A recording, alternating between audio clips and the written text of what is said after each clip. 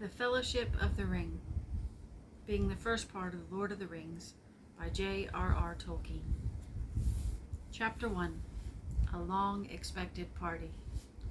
When Mr. Bilbo Baggins of Bag End announced that he would shortly be celebrating his 111st birthday with a party of special magnificence, there was much talk and excitement in Hobbiton. Bilbo was very rich and very peculiar, and had been the wonder of the Shire for 60 years, ever since his remarkable disappearance and unexpected return. The riches he had brought back from his travels had now become a local legend, and it was popularly believed, whatever the old folk might say, that the hill at Bag End was full of tunnels stuffed with treasure. And if that was not enough for fame, there was also his prolonged vigor to marvel at. Time wore on, but it seemed to have little effect on Mr. Baggins. At 90, he was much the same as at 50. At 99, they began to call him well-preserved, but unchanged would have been nearer the mark. There were some that shook their heads and thought this was too much of a good thing. It seemed unfair that anyone should possess apparently perpetual youth, as well as reputedly inexhaustible wealth.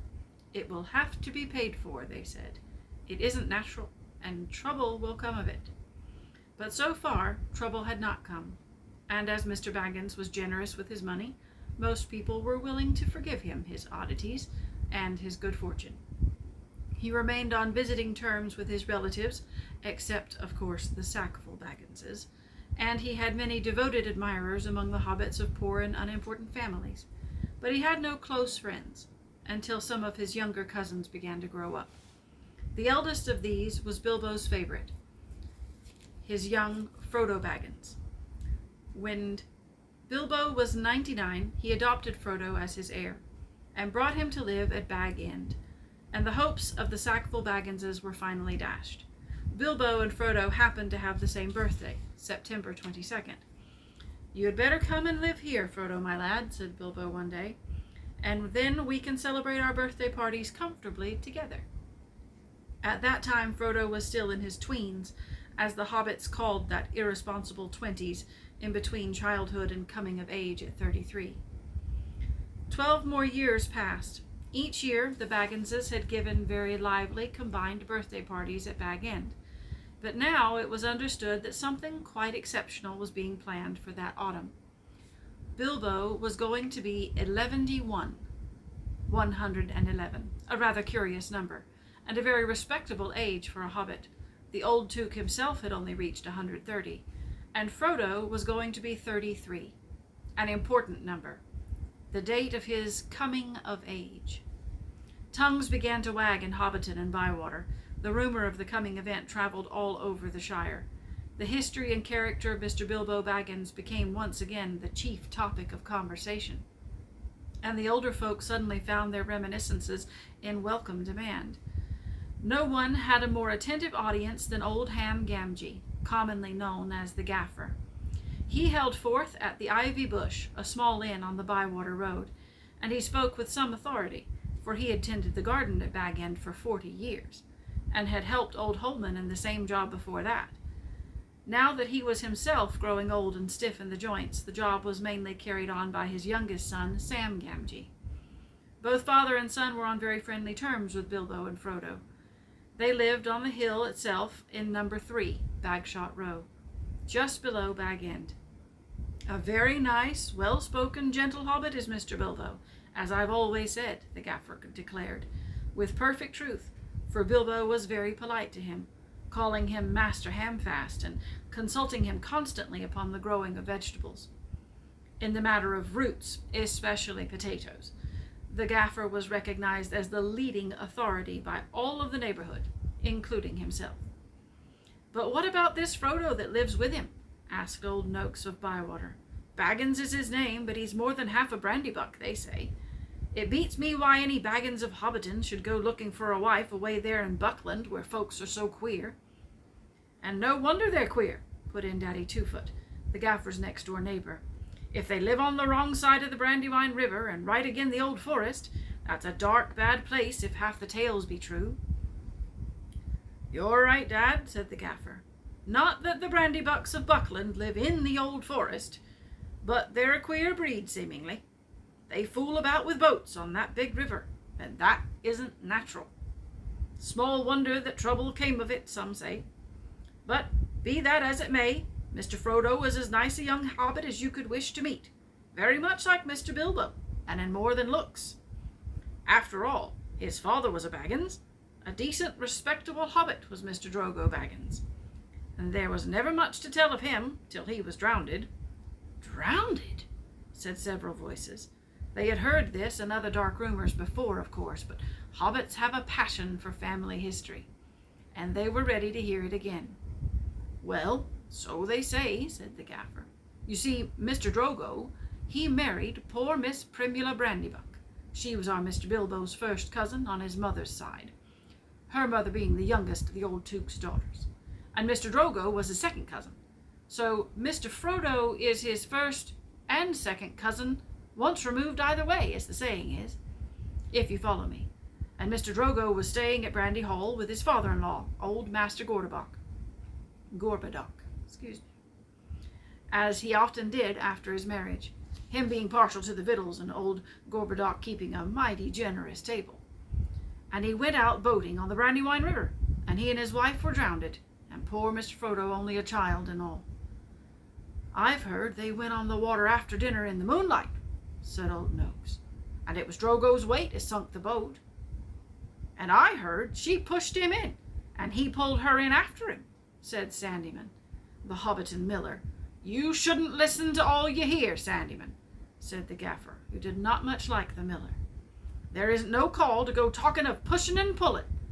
Boats are quite tricky enough for those that are sit still without looking further for the cause of trouble. Anyway, there was this Mr. Frodo left an orphan and stranded, as you might say, among those queer Bucklanders, being brought up anyhow in Brandy Hall, a regular warren by all accounts. Old Master Gorbadoc never had fewer than a couple of 100 relations in the place. Mr. Bilbo never did a kinder deed than when he brought the lad back to live among decent folk. But I reckon it was a nasty shock for those Sackville Bagginses. They thought they were going to get Bag End, that time when he went off and was thought to be dead, and then he comes back and orders 'em off, and he goes on living and never looking a day older, bless him. And suddenly he produces an heir and has all the papers made out proper. The Sackville Bagginses won't never see the inside of Bag End now, or it's hoped not. There's a tidy bit of money tucked away up there, I hear tell, said a stranger, a visitor on business for Michael Delving in the West Farthing. All the top of your hill is full of tunnels, packed with chests of gold and silver and jewels, by what I've heard. Then you've heard more than I can speak to, answered the gaffer. I know nothing about jewels. Mr. Bilbo's free with his money, and there seems no lack of it, but I know no tunnel making.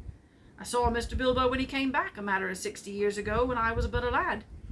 I'd not long become prenticed to old Holman, him being my dad's cousin. But he had me up at Bag End helping him to keep folks from trampling and traipsing all over the garden while the sale was on. And in the middle of it all, Mr. Bilbo comes up the hill with a pony and some mighty big bags and a couple of chests.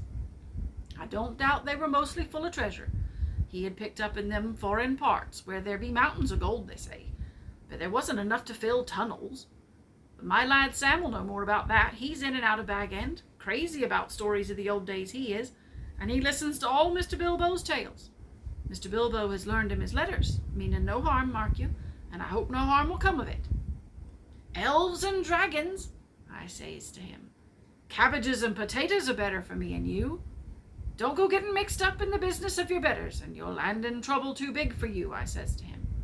I might say it to others, he added, with a look at the stranger and the miller. But the gaffer did not convince his audience. The legend of Bilbo's wealth was now too firmly fixed in the minds of the younger generation of hobbits. Ah, but he has likely enough been adding to what he brought at first, argued the miller, voicing the common opinion. He's often away from home. And look at the outlandish folk that visit him. Dwarves coming at night, and that old wandering conjurer, Gandalf and all. You can say what you like, gaffer, but Bag End's a queer place, and its folk are queerer. And you can say what you like about what you know more of than you do boating, Mr. Sandyman, retorted the gaffer, disliking the miller even more than usual. If that's being queer, then we could do with a bit more queerness in these parts. There's some not far away that wouldn't offer a pint of beer to a friend if they lived in a hole with golden walls. But they do things proper at Bag End. Our Sam says that everyone's going to be invited to the party, and there's going to be presents, mark you. Presents for all. This very month as it is. That very month was September, and as fine as you could ask. A day or two later, a rumor, probably started by the knowledgeable Sam, was spread about that there was going to be fireworks. Fireworks, what is more, such as not been seen in the Shire for nigh on to a century. Not indeed since the old Duke had died. Days passed, and the day drew nearer. An odd-looking wagon, laden with odd-looking packages, rolled into Hobbiton one evening, and toiled up the hill to Bag End. The startled hobbits peered out of lamplit doors to gape at it. It was driven by outlandish folk singing strange songs, dwarves with long beards and deep hoods. A few of them remained at Bag End. At the end of the second week in September, a cart came in through Bywater, from the direction of Brandywine Bridge in broad daylight. An old man was driving it all alone. He wore a tall, pointed blue hat, a long grey cloak, and a silver scarf. He had a long white beard and bushy eyebrows that stuck out beyond the brim of his hat. Small hobbit children ran after the cart all through Hobbiton and right up the hill. It had a cargo of fireworks, as they rightly guessed. At Bilbo's front door, the old man began to unload. There were great bundles of fireworks in all sorts of shapes, and each labeled with a large red G and an elf rune. That was Gandalf's mark, of course, and the old man was Gandalf the wizard, whose fame in the Shire was due mainly to his skill with fires, smokes, and lights. His real business was far more difficult and dangerous, but the Shire folk knew nothing about that. To them, he was just one of the attractions at the party, hence the excitement of the hobbit children. "G for grand," they shouted, and the old man smiled. They knew him by sight, though he only appeared in Hobbiton occasionally and never stopped long. But neither they nor any but the oldest of their elders had ever seen one of his fireworks displays. They now belonged to the legendary past. When the old man, helped by Bilbo and some dwarves, had finished unloading, Bilbo gave a few pennies away, but not a single squib or cracker was forthcoming, to the disappointment of the onlookers. "Run away now," said Gandalf. "You'll get plenty when the time comes." Then he disappeared inside with Bilbo, and the door was shut. The young hobbit stared at the door in vain for a while, and then made off, feeling that the day of the party would never come. Inside Bag End, Bilbo and Gandalf were sitting at the open window of a small room looking out west onto the garden. The late afternoon was bright and peaceful.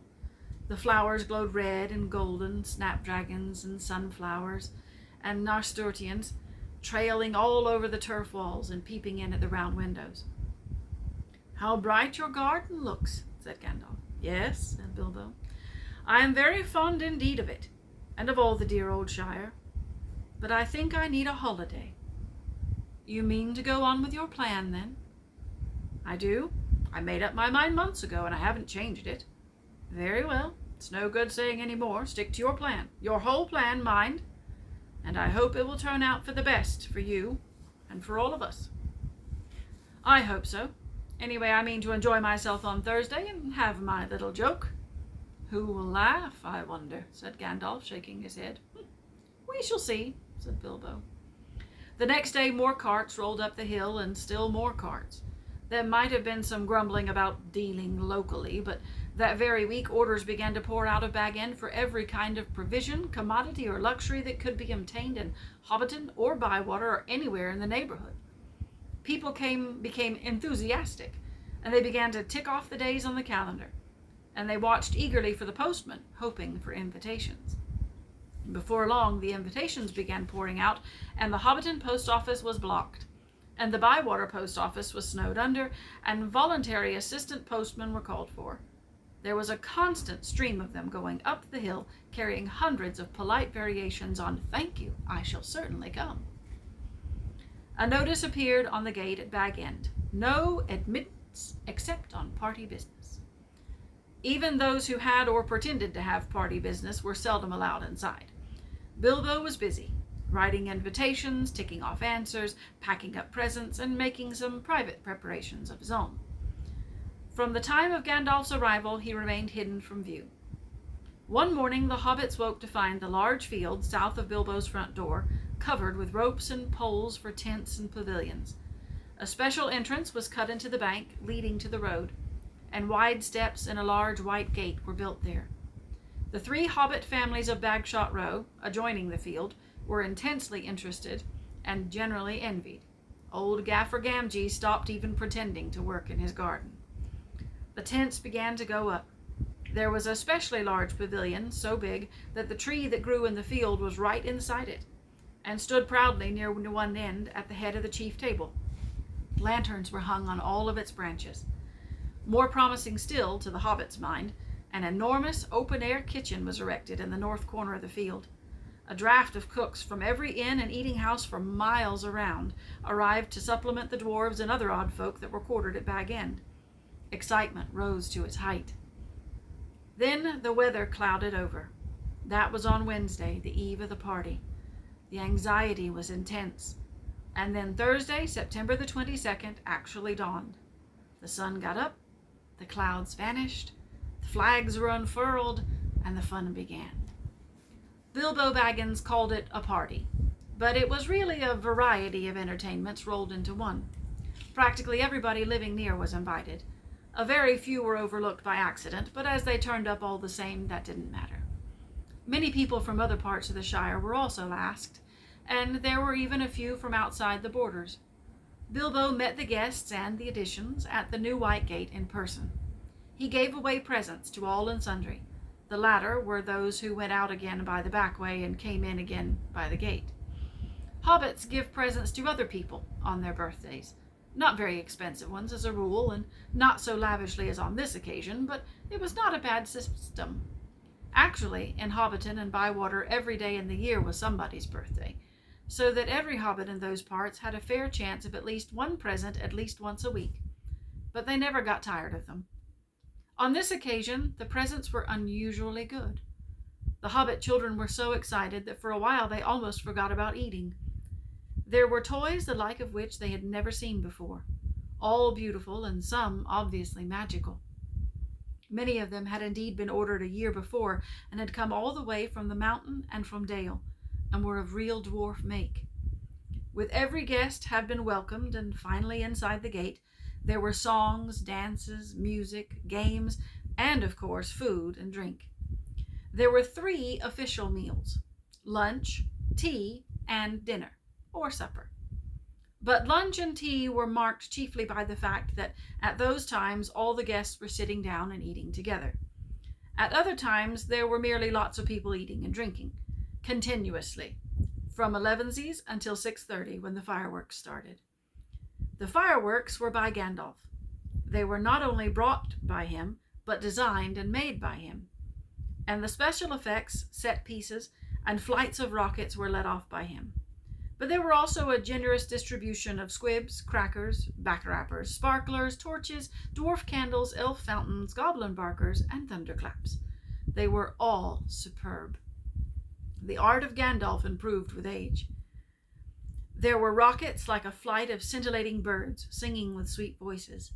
There were green trees with trunks of dark smoke, their leaves opening like a whole spring unfolding in a moment, and their shining branches dropping glowing flowers down upon the astonished hobbits, disappearing with a sweet scent just before they touched their upturned faces. There were fountains of butterflies that flew glittering into the trees.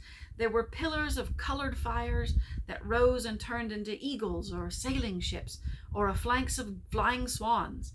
There was a red thunderstorm and a shower of yellow rain. There was a forest of silver spears that sprang suddenly into the air with a yell like an embattled army, and came down again into the water with a hiss like 100 hot snakes. And there was also one last surprise in honor of Bilbo, and it startled the hobbits exceedingly, as Gandalf intended. The lights went out, a great smoke went up, and it shaped itself like a mountain seen in the distance, and began to glow at the summit. It spouted green and scarlet flames, and then out flew a red golden dragon, not life-size, but terribly lifelike. Fire came from his jaws, and his eyes glared down. There was a roar, and he whizzed 3 times over the heads of the crowd. They all ducked, and many fell flat on their faces. The dragon passed like an express train, turning a somersault, and burst over the bywater with a deafening explosion. "That is the signal for supper," said Bilbo. The pain and alarms vanished at once, and the prostrate hobbits leaped to their feet. There was a splendid supper for everyone.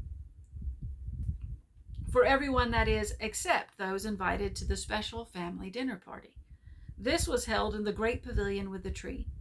The invitations were limited to 12 dozen, a number also called by the hobbits 1 gross, though the word was not considered proper to use of people. And the guests were selected from all the families to which Bilbo and Frodo were related, with the addition of a few special unrelated friends, such as Gandalf. Many young hobbits were included and present by parental permission, for hobbits were easygoing with their children, in the matter of sitting up late, especially when there was a chance of them getting a free meal. Bringing up young hobbits took a lot of provender. There were many Bagginses and Boffins, and also many Tooks and Brandybucks. There were various Grubbs, relations of Bilbo Baggins's grandmother, and various Chubbs, connections of his Took grandfather, and a selection of Burrowses, Bolgers, Bracegirdles, Brockhouses, Goodbodies, Hornblowers, and Proudfoots. Some of these were only very distantly connected to Bilbo, and some had hardly ever been in Hobbiton before, as they lived in remote corners of the Shire. The Sackville Bagginses were not forgotten. Otho and his wife Lobelia were present. They disliked Bilbo and detested Frodo. But so magnificent was the invitation card, written in golden ink, that they felt it was impossible to refuse. Besides, their cousin Bilbo had been specializing in food for many years, and his table had a high reputation. All the 144 guests expected a pleasant feast, though they rather dreaded the after-dinner speech of their host, an inevitable item. He was liable to drag in bits of what he called poetry, and sometimes, after a glass or two, would allude to the absurd adventures of his mysterious journey. The guests were not disappointed, though. They had a very pleasant feast. In fact, an engrossing entertainment. Rich, abundant, varied, and prolonged. The purchase of provisions fell almost to nothing throughout the district in the ensuing weeks, but as Bilbo's catering had depleted the stocks of most of the stores, cellars, and warehouses for miles around, that did not much matter. After the feast, more or less, came the speech.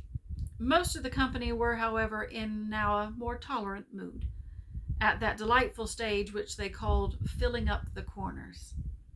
They were sipping their favorite drinks and nibbling at their favorite dainties, and their fears were forgotten. They were prepared to listen to anything, and to cheer at every full stop.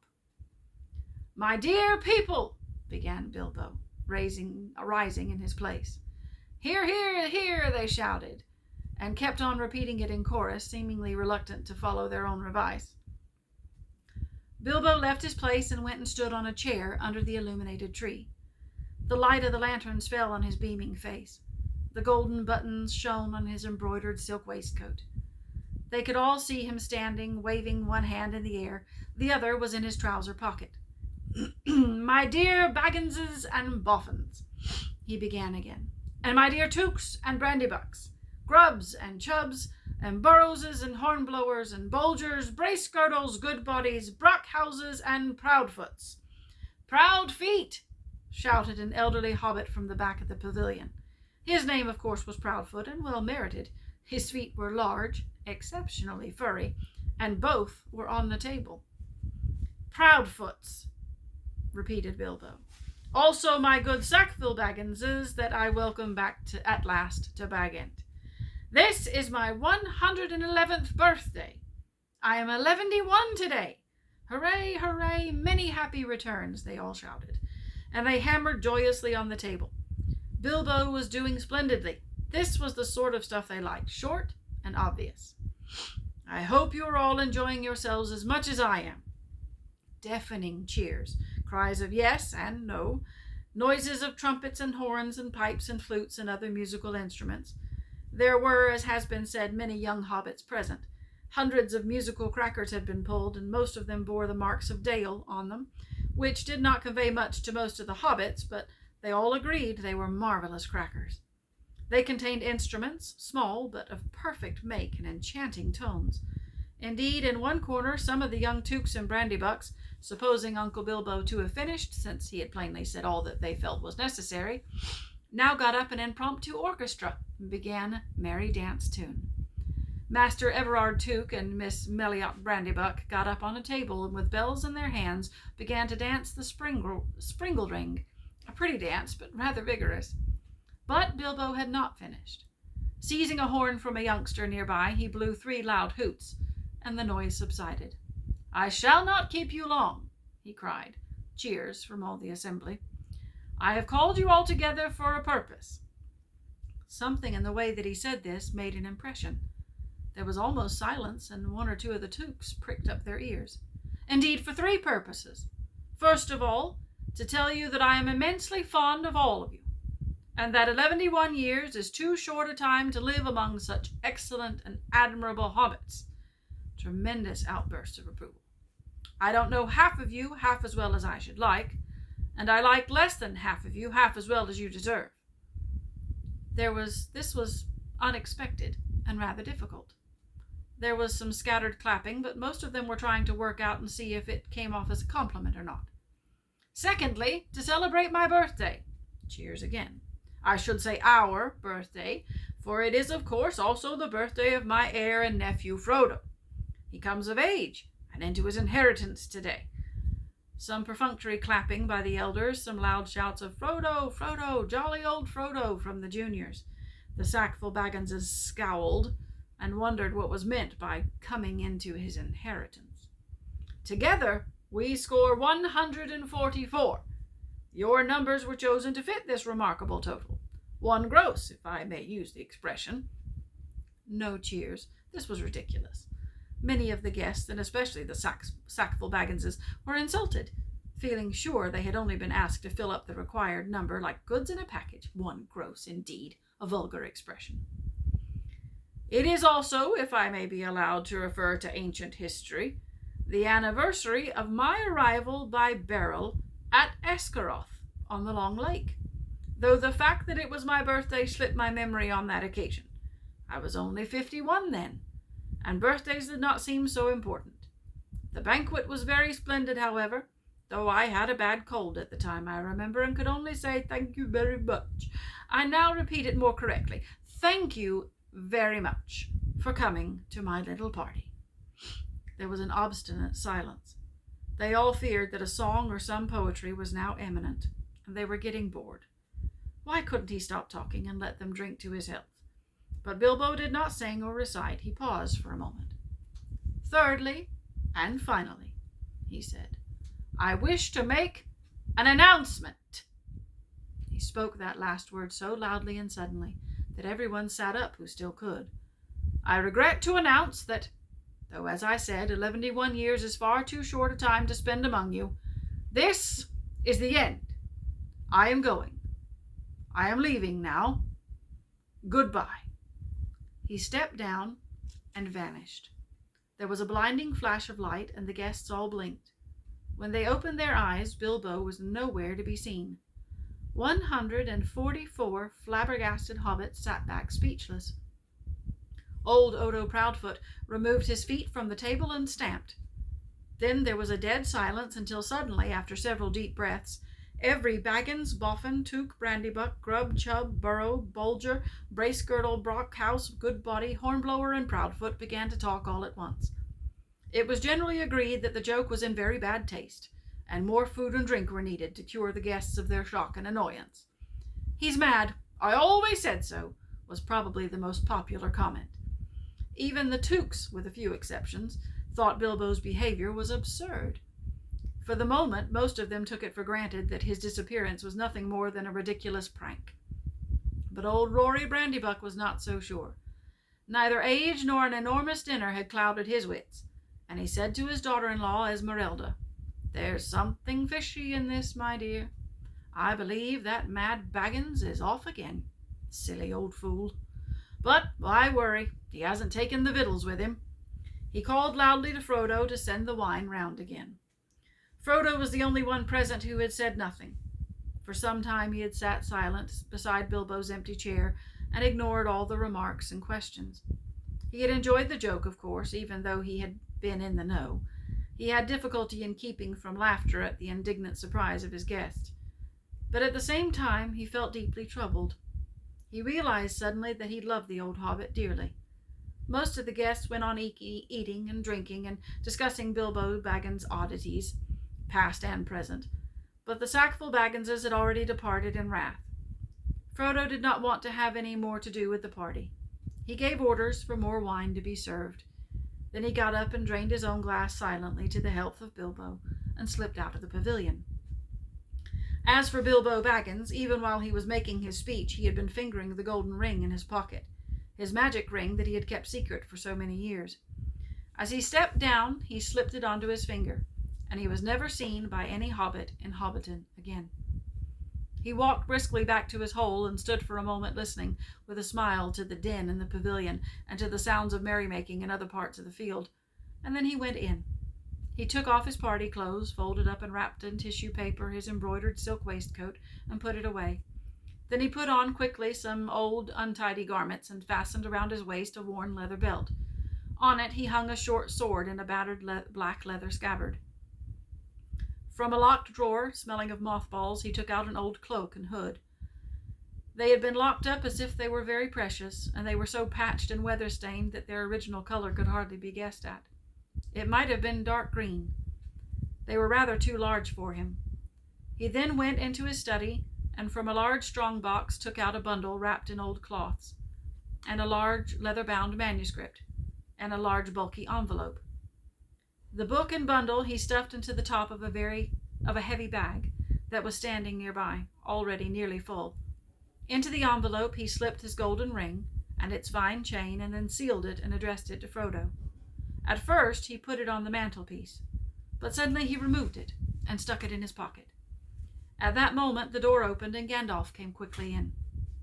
"Hello," said Bilbo. "I wondered if you would turn up." "I'm glad to find you visible," replied the wizard, sitting down in a chair. "I wanted to catch you and have a few final words. I suppose you feel that everything has gone off splendidly and according to plan." "Yes, I do," said Bilbo, "though that flash was surprising. It quite startled me, let alone the others. A little addition of your own, I suppose?" "It was. You have wisely kept that ring secret all these years, and it seemed to me necessary to give your guests something else that would seem to explain your sudden vanishment, and would spoil my joke. You are an interfering old busybody," laughed Bilbo. "But I expect you know best, as usual." "I do, when I know anything. But I don't feel too sure about this whole affair. It has now come to the final point, and you have had your joke, and alarmed or offended most of your relations, and given the whole Shire something to talk about for 9 days, or 99 more likely. Are you going any further?" "Yes, I am. I feel I need a holiday. A very long holiday, as I've told you before. Probably a permanent holiday. I don't expect I shall return. In fact, I don't mean to, and I have made all the arrangements. I am old, Gandalf. I don't look it, but I'm beginning to feel it in my heart of hearts. Well preserved indeed," he snorted. "Why, I feel all thin, sort of stretched, if you know what I mean, like butter that's been scraped over too much bread. That can't be right. I need a change, or something." Gandalf looked curiously and closely at him. "No, it does not seem right," he said thoughtfully. "No, after all, I believe your plan is probably the best. Well, I've made up my mind anyway. I want to see mountains again, Gandalf, mountains, and then find somewhere where I can rest, in peace and quiet, without a lot of relatives prying around and a string of confounded visitors hanging on the bell. I might find somewhere where I can finish my book. I thought of a nice ending for it. And he lived happily ever after to the end of his days." Gandalf laughed. "I hope he will. But nobody will read the book, however it ends." "Oh, they may, in years to come. Frodo's read some already, as far as it has gone. You'll keep an eye on Frodo, won't you?" "Yes, I will. 2 eyes, as often as I can spare them. He would come with me, of course, if I asked him. In fact, he offered to once, just before the party. But he does not really want to, yet. I want to see the wild country again before I die, and the mountains. but he is still in love with the Shire, with the woods and the fields and the little rivers. He ought to be comfortable here. I'm leaving everything to him, of course, except a few oddments. I hope he will be happy when he gets used to being on his own. It's time he was his own master now." "Everything?" said Gandalf. "The ring as well? You agreed to that, remember?"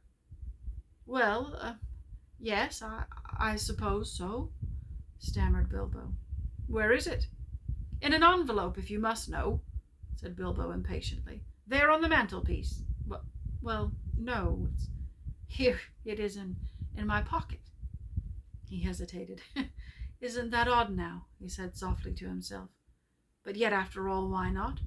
Why shouldn't it stay there?" Gandalf looked again very hard at Bilbo, and there was a gleam in his eyes. "I think, Bilbo," he said quietly, "I should leave it behind. Don't you want to?" "Well, yes, and no.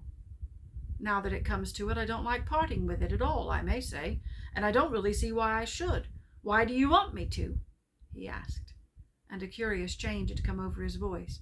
It was sharp with suspicion and annoyance. "You were always badgering me about my ring, but you've never bothered me about the other things that I got on my journey." "No, but I had to badger you," said Gandalf. "I wanted the truth. It was important. Magic rings are, well, magical, and they are rare and curious. I was professionally interested in your ring, you may say, and I still am. I should like to know where it is if you go wandering again. Also, I think you have had it quite long enough. You won't need it any more, Bilbo, unless I am quite mistaken." Bilbo flushed, and there was an angry light in his eyes. His kindly face grew hard. "And why not?" he cried. "And what business is it of yours, anyway, to know what I do with my own things? It is my own. I found it. It came to me." Yes, said Gandalf, "but there's no need to get angry. If I am, it is your fault," said Bilbo. "It is mine, I tell you, my own, my precious. Yes, my precious." The wizard's face remained grave and attentive, and only a flicker in his deep eyes showed that he was startled, or indeed alarmed. "It has been called that before," he said, "but not by you." "But I say it now, and why not? Even if Gollum said the same once, it's not his now, not but mine, and I shall keep it, I say." Gandalf stood up, and he spoke sternly. "You will be a fool if you do, Bilbo," he said. "You make that clearer with every word you say. It has got far too much hold on you. Let it go, and then you can go free yourself." "I'll do as I choose and go as I please," said Bilbo obstinately. Now, my dear hobbit," said Gandalf. "All your long life we have been friends, and you owe me something. Come, do as you promised and give it up." "Well, if you want my ring for yourself, just say so," cried Bilbo. "But you won't get it. I won't give my precious away, I tell you." His hand strayed to the hilt of his small sword. Gandalf's eyes flashed. "It will be my turn to get angry soon," he said. "If you say that again, I shall. Then you will see Gandalf the Grey uncloaked." He took a step towards the hobbit, and he seemed to grow tall and menacing. His shadow filled the little room. Bilbo backed away to the wall, breathing hard, his hand clutching at his pocket. They stood for a while, facing one another, and the air of the room tingled. Gandalf's eyes remained bent on the hobbit. Slowly his hand relaxed, and he began to tremble. "I don't know what has come over you, Gandalf," he said. "You've never been like this before. What is it all about? It is mine, isn't it? I found it, and Gollum would have killed me if I hadn't kept it. I'm not a thief, whatever he said." "I have never called you one," Gandalf answered, "and I am not one either. I am not trying to rob you, but to help you. I wish you would trust me as you used." He turned away, and the shadow passed. He seemed to dwindle again to an old grey man, bent and troubled. Bilbo drew his hand over his eyes. "I am sorry," he said, "but I felt so queer, and yet it would be a relief in a way not to be bothered with it any more. It has been so growing on my mind lately. Sometimes I have felt that it was like an eye looking at me, and I am always wanting to put it on and disappear, don't you know, or wondering if it's safe and pulling it out to make sure. I tried locking it up, but I found I couldn't rest without it in my pocket. I don't know why, and I don't seem able to make up my mind." "Then trust mine," said Gandalf. "It is quite made up. Go away and leave it behind. Stop possessing it. Give it to Frodo, and I will look after him." Bilbo stood for a moment tense and undecided. Presently he sighed. "All right," he said with an effort. "I will." Then he shrugged his shoulders and smiled rather ruefully. After all, that's what this party business was all about, really. To give away lots of birthday presents and somehow make it easier to give it away at the same time. It hasn't made it any easier in the end, but it would be a pity to waste all my preparations. It would quite spoil the joke. "Indeed, it would take away the only point I ever saw in the affair," said Gandalf. "Very well," said Bilbo. "It goes to Frodo, with all the rest." He drew a deep breath. "And now I really must be starting, or somebody else will catch me. I've said goodbye, and I couldn't bear to do it all over again." He picked up his bag and moved to the door. "You've still got the ring in your pocket," said the wizard. "So I have," said Bilbo. "And my will and all the other documents, too. You had better take it and deliver it for me. That will be the safest." "No, don't give the ring to me," said Gandalf. "Put it on the mantelpiece. It'll be safe enough there till Frodo comes. I shall wait for him." Bilbo took out the envelope, but just as he was about to set it by the clock, his hand jerked back and the packet fell onto the floor. Before he could pick it up, the wizard stooped and seized it and set it up in its place. A spasm of anger passed swiftly over the hobbit's face again, but suddenly it gave way to a look of relief and a laugh. "Well, that's that. And now I'm off," he said. They went out into the hall. Bilbo chose his favorite stick from the stand, and then he whistled. 3 dwarves came out of different rooms where they had been busy. "Is everything ready?" asked Bilbo. "Everything packed and labeled?" "Everything," they answered. "Well, let's start then." And he stepped out of the front door. It was a fine night, and the black sky was dotted with stars. He looked up, sniffing the air. What fun! What fun to be off again, off on the road with dwarves. This is what I've really been longing for years. "Goodbye," he said, looking at his old home and bowing to the door. "Goodbye, Gandalf." "Goodbye for the present, Bilbo. Take care of yourself. You're old enough and perhaps wise enough." "Take care. I don't care. Don't you worry about me. I am as happy now as I have ever been, and that is saying a great deal. But the time has come. I'm being swept off my feet at last," he added. And then in a low voice, as if to himself, he sang softly in the dark, "The road goes ever on and on, down from the door where it began. Now far ahead the road is gone, and I must follow if I can, pursuing it with eager feet until it joins some larger way, where many paths and errands meet, and whither then I cannot say." He paused, silent for a moment. Then without another word he turned away from the lights and the voices in the fields and the tents, and followed by his 3 companions went round into his garden and trotted down the long sloping path. He jumped over a low place in the hedge at the bottom and took to the meadows, passing into the night like a rustle of wind in the grass. Gandalf remained for a while, staring after him into the darkness. "Goodbye, my dear Bilbo, until our next meeting," he said softly, and went back indoors. Frodo came in soon afterwards and found him sitting in the dark, deep in thought. "Has he gone?" he asked. "Yes," answered Gandalf, "he is gone at last." I hoped until this evening that it was only a joke," said Frodo. "But I knew in my heart that he really meant to go.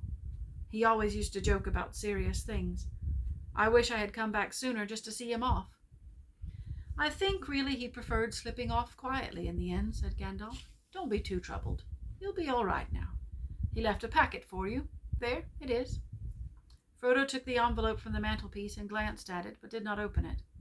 "You'll find his will and all the other documents in there, I think," said the wizard. "You are the master of Bag End now, and also, I fancy, you'll find a golden ring." The ring? Exclaimed Frodo. Has he left me that? I wonder why. Still, it may be useful. It may, and it may not, said Gandalf. I should not make use of it, if I were you. But keep it secret, and keep it safe. Now, I am going to bed. As Master of Bag End, Frodo felt it his painful duty to say goodbye to the guest. Rumors of strange events had by now spread all over the field, but Frodo would say only, no doubt everything will be cleared up in the morning. About midnight, carriages came for the important folk. One by one they rolled away, filled with full but very unsatisfied hobbits. Gardeners came by arrangement and removed in wheelbarrows those who had inadvertently remained behind. Night slowly passed. The sun rose, and the hobbits rose rather later. Morning went on. People came and began by orders to clear away the pavilions and the tables and the chairs and the spoons and knives and bottles and plates, the lanterns and the flowering shrubs and boxes, and the crumbs and cracker papers and the forgotten bags and gloves and handkerchiefs and the uneaten food, a very small item. Then a number of other people came without orders, Bagginses and Boffins and Bulgers and Tooks and other guests that lived or were staying nearby. By midday, when even the best fed were out and about again, there was a large crowd at Bag End, uninvited, but not unexpected. Frodo was waiting by the steps, smiling, but looking rather tired and worried. He welcomed all the callers, but he had not much more to say than before. He replied to all the inquiries with simply this: Mr. Bilbo Baggins has gone away, as far as I know, for good. Some of the visitors he invited to come inside, as Bilbo had left messages for them. Inside, in the hall, there was a pile of large assortment of packages and parcels, and small articles of furniture. On every item there was a label tied. There were several labels of this sort: For Adelard Took, for his very own, from Bilbo, on an umbrella. Adelard had carried off many unlabeled ones. For Dora Baggins, in memory of a long correspondence, with love from Bilbo, on a large waste-paper basket. Dora was Drogo's sister, and the eldest surviving female relative of Bilbo and Frodo. She was 99, and had written reams of good advice for more than half a century. For Milo Burrows, hoping that it will be useful, from B.B., on a gold pen and ink bottle. Milo never answered his letters. For Angelica's use, from Uncle Bilbo, on a round convex mirror. She was a young Baggins, and too obviously considered her face shapely. For the collection of Hugo Bracegirdle, from a contributor, on an empty bookcase. Hugo was a great borrower of books, and worse than usual at returning them. For Lobelia Sackville Baggins, as a present, on a case of silver spoons. Bilbo believed that she had acquired a good many of his spoons while he was away on his former journey. Lobelia knew that quite well. When she arrived later in the day, she took the point at once, but she also took the spoons. This is only a small selection of the assembled presents. Bilbo's residence had gotten rather cluttered up with things in the course of his long life. It was a tendency of hobbit holes to get cluttered up, for which the custom of giving so many birthday presents was largely responsible. Not, of course, that the birthday presents were always new. There were one or two old madams of forgotten uses that had circulated all around the district. But Bilbo had usually given new presents, and kept those that he received. The old hole was now being cleared up a little. Every one of the various parting gifts had labels, written out personally by Bilbo, and several had some point or some joke. But of course, most of the things were given where they would be wanted and welcome. The poorer hobbits, and especially those of Bagshot Row, did very well. Old Gaffer Gamgee got 2 sacks of potatoes, a new spade, a woolen waistcoat, and a bottle of ointment for creaking joints. Old Rory Brandybuck, in return for much hospitality, got a dozen bottles of Old Wynyard, a strong red wine from the South Farthing, and now quite mature, as it had been laid down by Bilbo's father. Rory quite forgave Bilbo and voted him a capital fellow after the first bottle. There was plenty of everything left for Frodo, and of course all the chief treasures, as well as the books, pictures, and more than enough furniture, were left in his possession. There was, however, no sign nor mention of money or jewelry, Not a penny piece or a glass bead was given away. Frodo had a very trying time that afternoon. A false rumor that the whole household was being distributed free spread like wildfire, and before long the place was packed with people who had no business there but could not be kept out. Labels got torn off and mixed, and quarrels broke out, and some people tried to do swaps and deals in the halls, and others tried to make off with minor items not addressed to them, or with anything that seemed unwanted or unwatched. The road to the gate was blocked with barrows and handcarts. In the middle of the commotion, the Sackville Bagginses arrived. Frodo had retired for a while and left his friend Merry Brandybuck to keep an eye on things. When Otho loudly demanded to see Frodo, Merry bowed politely. "He is indisposed," he said. "He is resting." "Hiding, you mean?" said Lobelia. "Anyway, we want to see him, and we mean to see him. Just go and tell him so." Merry left them a long while in the hall, and they had time to discover their parting gift of spoons. It did not improve their tempers. Eventually they were shown into the study. Frodo was sitting at a table with a lot of papers in front of him. He looked indisposed, to see Sackville Bagginses at any rate, and he stood up, fidgeting with something in his pocket, but he spoke quite politely. The Sackville Bagginses were rather offensive. They began by offering him bad bargain prices, as between friends, for various valuable and unlabeled things. When Frodo replied that only the things specially directed by Bilbo were being given away, they said the whole affair was very fishy. "Only one thing is clear to me," said Otho, "and that is that you are doing exceedingly well out of it. I insist on seeing the will." Otho would have been Bilbo's heir but for the adoption of Frodo. He read the will carefully and snorted. It was, unfortunately, very clear and correct, according to the legal custom of hobbits, which demanded, among other things, 7 signatures of witnesses in red ink. "Foiled again," he said to his wife, "and after waiting 60 years. Spoons! Fiddlesticks!" He snapped his fingers under Frodo's nose and stumped off. But Lobelia was not so easily got rid of.